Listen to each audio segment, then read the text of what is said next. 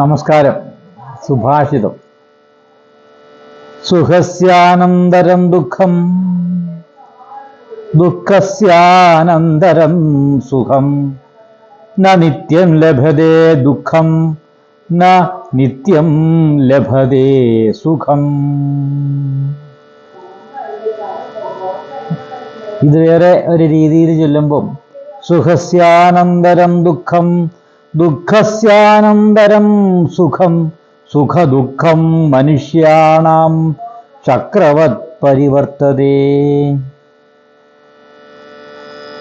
ഇവിടെ ഈ പറയുന്ന സുഭാഷിതത്തിന്റെ അർത്ഥം, സുഖത്തിന് ശേഷം ദുഃഖമുണ്ടാകുന്നു, ദുഃഖത്തിന് ശേഷം സുഖം ഉണ്ടാകുന്നു.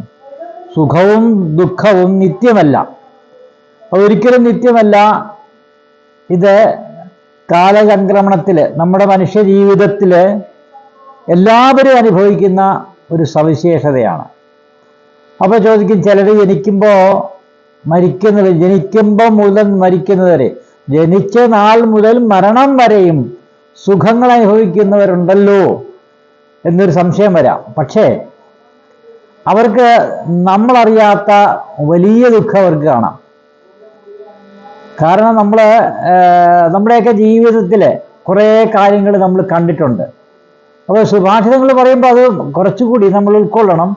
നമ്മളങ്ങനെ ആഴത്തിലേക്ക് ഇറങ്ങി ചിന്തിക്കുമ്പോഴാണ് അതിൻ്റെ സത്യാവസ്ഥ മനസ്സിലാക്കുന്നത്. ഇപ്പോൾ രാജാവെന്ന് പറഞ്ഞാൽ വലിയ ദുഃഖമാണ്. രാജാവ്, നമ്മൾ കാഴ്ചപ്പാടിൽ രാജാവിന് വലിയ സുഖമാണ്. നല്ലൊരു മന്ത്രി, ഇപ്പം ഇവിടെ രാജാവല്ല, ഇവിടെ മന്ത്രിയാണ്, അവർക്ക് വലിയ ദുഃഖമാണ്. സുഖമുണ്ടെങ്കിലും അതിലേറെ ദുഃഖമാണ് അവരും അനുഭവിക്കുന്നത്. എന്നാൽ ഒരു ജോലിയുമില്ലാതെ, ഒരു ജോലിയും ചെയ്യാതെ ജീവിക്കുന്ന അവരുണ്ട്, സുഖിച്ച് ജീവിക്കുന്നവരെന്ന് പറഞ്ഞ്. പക്ഷെ അവർക്ക് ഒരു കാലം കഴിയുമ്പോൾ അതീവ ദുഃഖമായിട്ട് മാറും. കാരണം ഒന്നും ശാശ്വതമല്ല, ഈ ഭൂമിയിലൊന്നും ശാശ്വതമല്ല. അതുകൊണ്ടാണ് അങ്ങനെ സംഭവിക്കുന്നത്.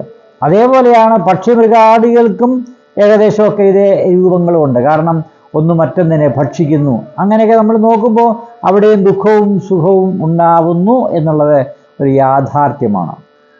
അപ്പോൾ സുഖം നിത്യമല്ല, ദുഃഖവും നിത്യമല്ല. സുഖത്തിന് ഒരു ദുഃഖമുണ്ടാകാം, ദുഃഖത്തിന് ഒരു സുഖമുണ്ടാകാം.